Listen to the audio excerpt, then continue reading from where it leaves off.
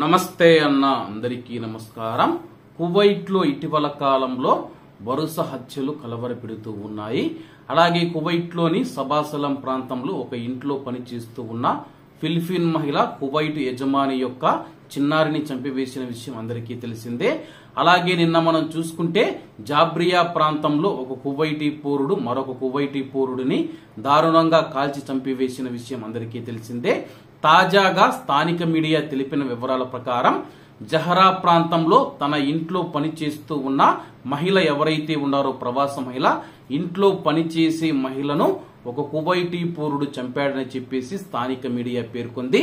వివరాల్లోకి వెళితే కువైట్ లోని జహరా ప్రాంతంలో తన ఇంట్లో పనిచేస్తూ ఉన్న ఆసియా దేశానికి సంబంధించిన ప్రవాస మహిళను ఒక కువైటీ పౌరుడు హత్య చేయడం జరిగింది. అలాగే దానికి సంబంధించిన పూర్తి వివరాలు తెలియాల్సి ఉంది. ఆమె ఏ దేశానికి సంబంధించింది, అలాగే ఈ యొక్క కువైటీ యజమాని ఇంట్లో పనిచేస్తూ ఉన్న ప్రవాస మహిళను ఎందుకు చంపాడన్న వివరాలు తెలియాల్సి ఉంది.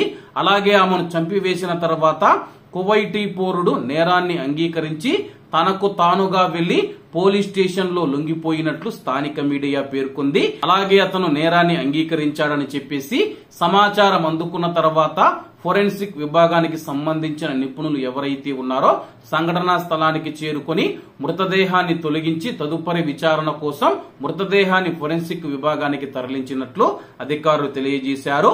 జహరా ప్రాంతంలో ప్రస్తుతం ఈ యొక్క విషయం సంచలనంగా మారింది. అలాగే తదుపరి చట్టపరమైన చర్యలు కొనసాగుతూ ఉన్నాయని చెప్పి ప్రస్తుతం ఈ యొక్క కేసు విచారణలో ఉందని చెప్పేసి అధికారులు తెలియజేశారు. విచారణ కొనసాగే కొద్దీ అదనపు వివరాలు తెలిసే అవకాశం ఉందని చెప్పేసి ముందుగా జహరా ప్రాంతంలోని ఒక ఇంట్లో పనిచేస్తూ ఉన్న ఆసియా దేశానికి సంబంధించిన మహిళ అయితే ఆమె ఇండియా మహిళ కావచ్చు, బంగ్లాదేశ్ కావచ్చు, నేపాలీ కావచ్చు, లేకపోతే శ్రీలంక మహిళ కావచ్చు, ఇతర దేశాలకు సంబంధించిన మహిళ ఉండొచ్చు. ఆమె యొక్క వివరాలు అయితే వెల్లడించలేదు. అలాగే కువైటీ పౌరుడు ఆమెను ఎందుకు చంపాడన్న విషయాలు కూడా తెలియాల్సి ఉంది. ప్రస్తుతానికి నేనే చంపేశానని చెప్పి స్వయంగా పోలీస్ స్టేషన్ కు వెళ్లి లొంగిపోయాడు. ఎందుకు చంపాడు, వీళ్ళిద్దరి మధ్య గొడవకు గల కారణం ఏంటన్న వివరాలు తెలియాల్సి ఉంది. రాబోయే రోజుల్లో పూర్తి స్థాయి దర్యాప్తు నిర్వహించి మరిన్ని వివరాలు వెల్లడిస్తామని చెప్పి పోలీసులు వెల్లడించారు. కాబట్టి కువైట్ లోని ఇళ్లలో పనిచేసేవారు కాస్త జాగ్రత్తగా ఉండాలని కోరుకుంటూ అందరూ బాగుండాలి, ఎందులో మనం ఉండాలి. అందరికీ నమస్తే అన్న, జై హింద్.